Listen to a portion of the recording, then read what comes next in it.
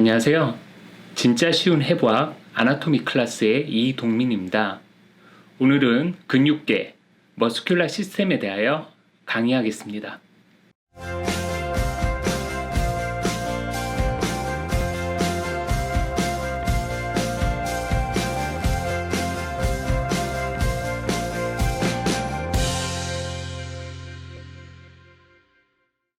근육은 수축하여서 힘을 발생시키는 우리 몸의 특수 조직입니다. 우리 몸의 곳곳에 위치함으로써 살아가는데 필수적인 다양한 운동 및 활동을 가능하게 합니다. 근육은 이전 시간에 공부하였던 골격계와 기능적으로 매우 밀접하게 연관되어 있습니다.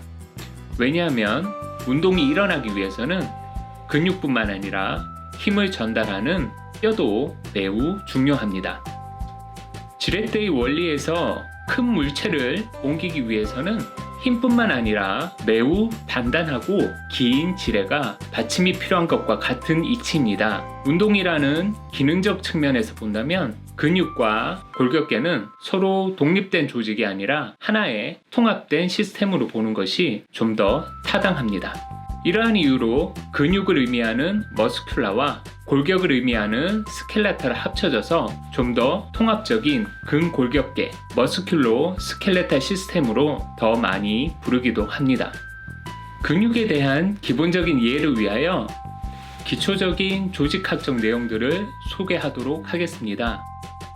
첫째, 가로무늬 근육, 스트레이티드 머슬. 둘째, 밑무늬 근육, 스무스 머슬입니다. 우리가 일반적으로 근육이라고 생각하는 조직은 가로무늬 근육에 속하고 소화기관에 포함되는 내장 근육들이 바로 밑무늬 근육의 대표적인 예입니다. 가로무늬 근육과 밑무늬 근육의 차이는 현미경으로 근육 조직을 관찰 시 나타나는 가로무늬의 유무에 따라서 구분합니다. 가로무늬는 세로로 주행하는 근육 섬유에 직교하여 나타나는 규칙적인 무늬를 의미합니다. 가로무늬 근육은 또다시 뼈대 근육, 스켈레탈 머슬과 심장 근육, 카디악 머슬로 구분됩니다. 의식적인 신경 지배가 가능한 여부에 따라서 근육들을 다시 재분류할 수 있는데 스켈레탈 머슬은 의식적으로 움직일 수 있는 수위근으로, 카디악 머슬과 내장 근육인 스무스 머슬은 자율신경계를 통해서 움직이는 불수위 근육, 인볼런터리 머슬로 나눌 수가 있습니다. 내장 근육과 심장 근육이 불수위 근육이기 때문에 우리가 자는 동안에도 계속 심장이 뛰고 음식을 소화시키는데 별다른 신경을 쓰지 않아도 되는 이유가 됩니다.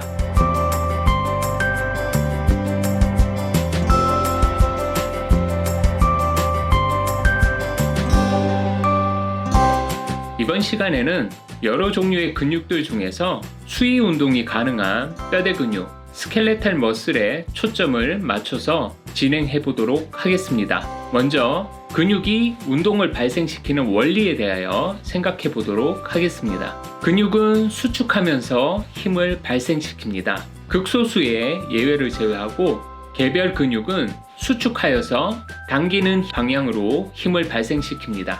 근육의 수축은 토닉 컨트랙션, 한글로 긴장성 수축과 페이지 컨트랙션, 위상성 수축으로 나누어 볼 수 있습니다. 토닉과 페이직이라는 구분은 생각보다 많이 생물학 분야에서 널리 사용되는 컨셉입니다. 토닉은 한글 긴장성이라는 단어의 의미로부터 유추할 수 있는데요. 우리는 평소 어떤 중요한 일에 대비해서 긴장해라는 말을 흔히 씁니다. 어떤 행동을 취하지는 않지만 마음의 준비를 하고 즉각 행동을 할 수 있게끔 하는 거죠. 이와 같이 토닉 컨트랙션은 근수축이 본격적으로 일어나기 전에 약한 정도의 수축이 계속 진행되어 자세를 유지하고 즉각적인 운동이 가능하도록 준비하는 수축을 말합니다. 예를 들자면 토닉 컨트랙션은 차의 엔진 시동을 걸고 기본적인 공회전을 하면서 브레이크를 밟고 있는 것과 비슷합니다. 출발 신호가 내려지면 즉시 출발할 수 있도록 말이죠. 이러한 긴장성 수축으로 근육은 어느 정도의 단단함을 유지하며 자세를 유지하고 관절의 기본적인 안정성을 만들어냅니다. 반면에 페이지 컨트랙션은 우리가 실제 힘을 발생시키는 대부분의 근운동을 야기시키는 수축입니다. 따라서 페이지 컨트랙션은 아까 말씀드린 자동차 비유에서 가속 페달을 최대로 밟아서 출발하는 것과 비슷하다고 할 수 있습니다. 페이지 컨트랙션은 아이소토닉 컨트랙션, 등장석 수축과 아이소메트릭 컨트랙션, 등척성 수축으로 나눌 수 있습니다. 영어 단어에서 아이소라는 접두사는 동일하다는 의미를 가지고 토닉은 힘의 세기, 그리고 메트릭은 길이를 의미한다고 보시면 됩니다. 즉, 아이소토닉은 일정한 힘을 내면서 근육의 길이가 변하는 경우를 말하고, 근육이 짧아지는 컨스트릭 컨트랙션, 구심성 수축과 근육이 길어지는 이센트릭 컨트랙션, 원심성 수축이 있습니다. 예를 들어서 팔꿈치를 굽히는 운동 시 팔의 앞쪽에 위치한 근육들은 컨스트릭 컨트랙션을 하고, 팔의 뒤쪽에 위치한 기랑근들은 이센트릭 컨트랙션을 수행합니다. 구심성 수축과 원심성 수축이 적절하게 균형을 이루어서 일어날 때 운동은 좀 더 부드럽고 조화롭게 일어날 수 있습니다. 만약 구심성 수축만 일방적으로 일어나면 운동이 급격하게 진행되어 섬세한 운동 제어가 매우 어렵습니다. 아이소메트릭은 근육의 길이가 변하지 않으면서 반대 힘에 저항하는 경우를 말합니다. 중력에 대하여 서 있는 경우에 기립근이 아이소메트릭 컨트랙션을 하고 있다고 볼 수 있습니다. 또한 근육은 운동하기 위해서는 골격계와 결합되어야만 합니다. 힘을 발생하는 근육뿐만 아니라 작용점 역할을 수행하는 골격이 있어야 됩니다. 그리고 운동에 관여하는 근육은 한 개 이상의 관절을 경유하여 뼈에 붙습니다. 만약 하나의 뼈에만 양말단이 붙은 근육을 상상해 보면 아무리 근육이 수축해도 당연히 운동을 생성할 수 없게 되겠죠. 따라서 근육은 적어도 서로 다른 두 개의 뼈에 붙어야 효과적인 운동을 수행할 수 있습니다. 그리고 근육이 붙는 위치는 근육 수축의 결과로 발생하는 운동을 이해하는 데 있어서 매우 중요한 요소입니다. 해부학에서는 근육이 뼈에 붙는 위치를 오리진, 한글로는 이는 곳 부착점, 그리고 인서션, 닿는 곳 작용점으로 나누어서 공부합니다. 흔히 오리진과 인서션을 합쳐서 오리고 인서션이라고 얘기하기도 합니다. 일반적인 오리고 인서션을 나누는 기본 원칙은 근수축 운동 시 고정된 지점을 오리진, 움직이는 지점을 인서션으로 정의합니다. 오리진과 인서션을 정할 때는 일반적인 상식 하에서 생각할 필요가 있습니다. 예를 들면 강아지가 꼬리를 흔드는 거지 꼬리가 강아지를 흔들 수는 없겠죠. 이러한 이유 때문에 일반적으로 상지나 하지에 위치한 근육들의 오리진과 인서션은 오리진이 좀 더 프록시말한 위치를 가지고 인서션이 디스탈한 위치를 가지게 됩니다. 역학적인 관점에서 사람의 근육을 분석하면 좀 더 흥미로운 사실을 알 수 있습니다. 사람의 근육 조직들의 작용점은 관절에서 매우 가까운 곳에 위치하고 있습니다. 과학 시간에 배운 바와 같이 지렛대의 원리에서는 힘이 작용하는 점이 받침점에서 멀면 멀수록 적은 힘으로 운동을 할 수 있기 때문에 사람의 근육 조직은 일견 비효율적이고 보일 수도 있습니다. 하지만 사람의 근육 조직은 기계와 달리 수축되는 길이 비율이 70% 정도가 한계치입니다. 따라서 70%의 수축으로 더 큰 가동 범위를 얻기 위해서는 운동이 일어나는 관절에 매우 가까운 위치에 작용점을 가질 수밖에 없습니다. 또한 이러한 근육 배치로 인하여 근육이 실제 차지하는 공간이 매우 컴팩트해지는 또 다른 장점을 얻게 됩니다.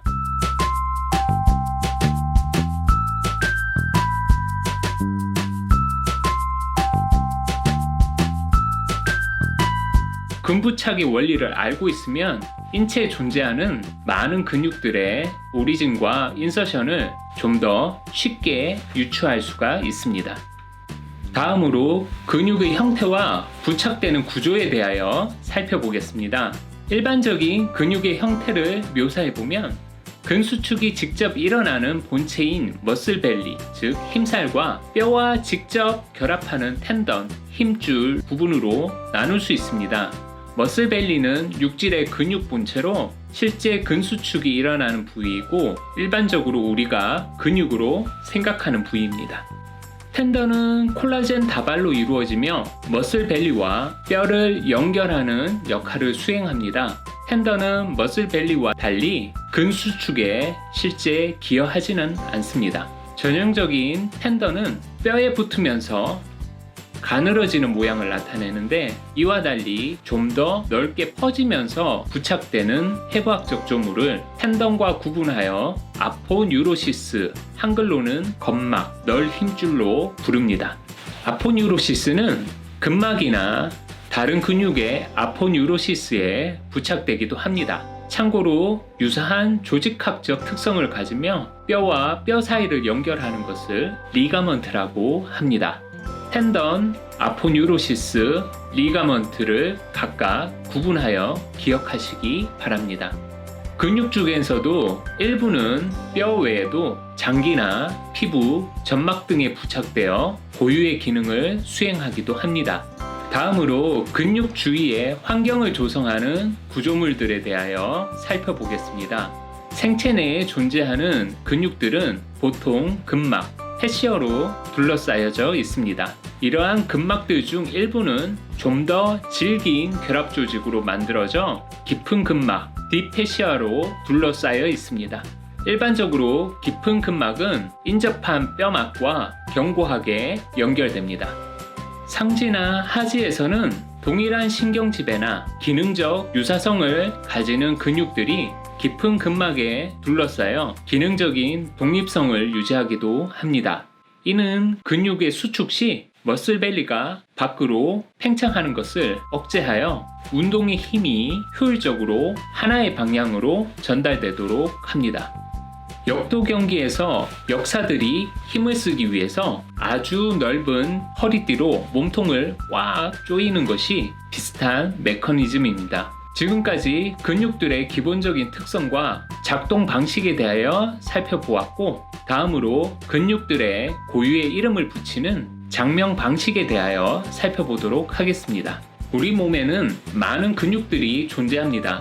보통 수위 운동이 가능한 뼈대 근육의 경우 고유의 이름을 가지고 있습니다. 방대한 양의 근육들의 이름을 보면서 해부학에 대한 막연한 공포감이 생길 수도 있는데, 사실 근육들의 이름은 그냥 지어진 것이 아니라 논리적으로 타당하게 장명되어 있습니다. 따라서 이에 대한 기본적인 이해를 바탕으로 강론에서 근육들을 접근하시면 훨씬 더 쉽고 재밌게 공부할 수 있으리라 생각됩니다.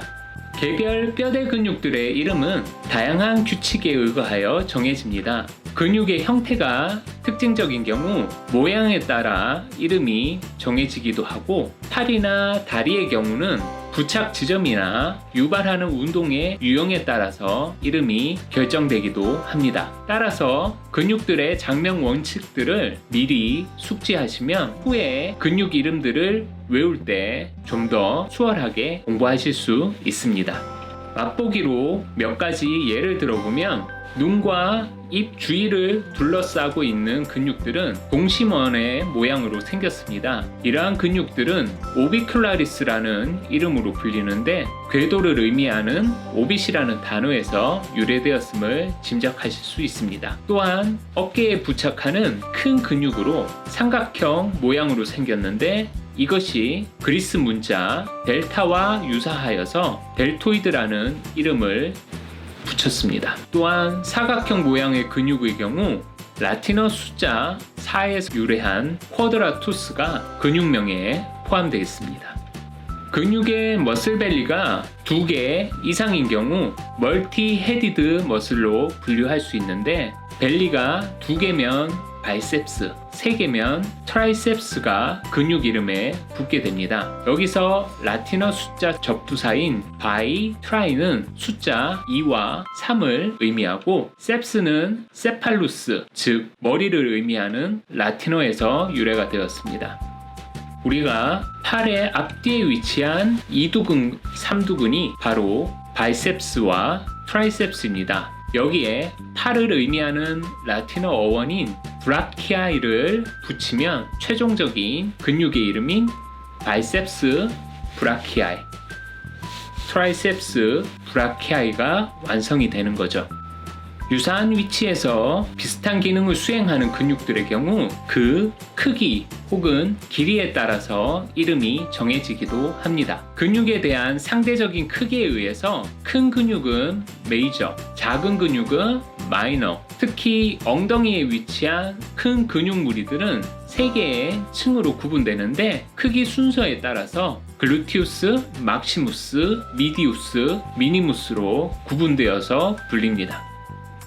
또한 근육의 상대적인 길이에 따라서 더 긴 근육은 롱구스, 짧은 근육은 브레비스라는 명칭이 붙습니다. 즉 2개의 근육이 근접하여 존재하고 하는 일도 매우 유사할 경우 두 근육의 상대적인 길이에 따라서 롱구스, 브레비스를 붙여줌으로써 두 근육을 구분하여서 지칭할 수 있게 됩니다. 혹은 해부학적 자세 기준으로 수직선과 평행하게 위아래로 주행하는 근육의 경우 렉투스라는 명칭을 씁니다. 반면에 비스듬히 주행하는 근육의 경우 대각선을 의미하는 오블리크라는 명칭으로 불립니다. 또한 근육의 상대적인 위치 관계에 따라서 이름이 정해지기도 합니다. 첫 번째 강의 때 배웠던 위치 관계를 말하는 용어들이 이때 사용됩니다. 미디얼, 레터럴, 슈피리얼, 인피리얼 등이 사용됩니다.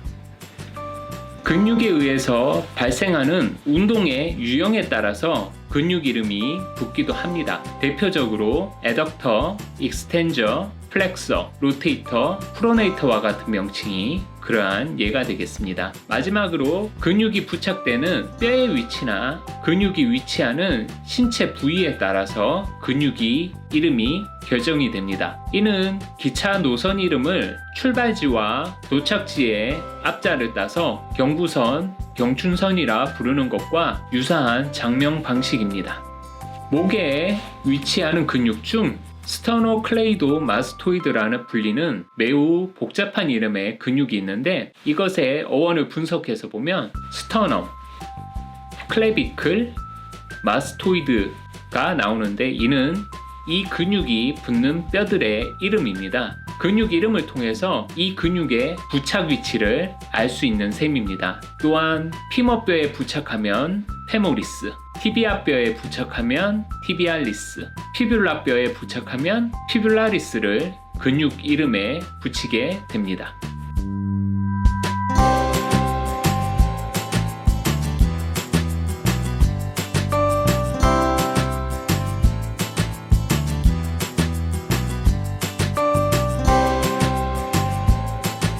근육이 고유의 운동 기능을 수행하기 위해서는 반드시 근육을 수의적으로 움직이는 데 필요한 신경과 영양 공급이 필요합니다. 해부학 공부 시 개별 근육들이 어떠한 신경에 의해서 신경 지배를 받고 또한 어떤 혈관들이 연결되어 있는지가 해부학 공부에 매우 큰 힘든 점 중에 하나입니다. 우선 큰 신경과 혈관들의 주행 방향 및 분지들을 먼저 공부하고 결국 특정 근육과 근접하여 주행하는 신경과 혈관들이 연결된다는 단순한 법칙에 근거하여서 공부하는 것이 최선의 방법입니다. 하지와 상지의 경우 유사한 운동을 수행하는 근육들은 구획화된 근막 내에 함께 존재하므로 그 안에 존재하는 근육들은 공통의 신경들과 연결이 되므로 좀 더 수월하게 근육과 신경 지배 대응을 공부할 수 있습니다. 일반적으로 척수에 존재하는 운동신경세포는 여러 다발의 근육 섬유들을 신경 지배를 하는데, 하나의 신경세포에 의하여 지배되는 근육 섬유의 집단을 운동단위, 모터 유닛이라고 부릅니다. 하나의 운동 단위에 속하는 근육 섬유의 숫자는 근육의 종류와 기능에 따라서 매우 다양한데요. 운동 단위당 적은 숫자의 근육 섬유가 연결될수록 좀 더 섬세한 운동이 가능합니다. 해부학 강의에는 앞으로 많은 근육들이 등장하며 강론에서 개별 근육들에 대해서 좀 더 시간을 내서 할애하도록 하겠습니다. 이상으로 아나토미 클래스 근육 강의를 마치도록 하겠습니다. 다음 시간에는 부위별 골학 강론을 공부하도록 하겠습니다. 많은 시청 부탁드리겠습니다. 감사합니다.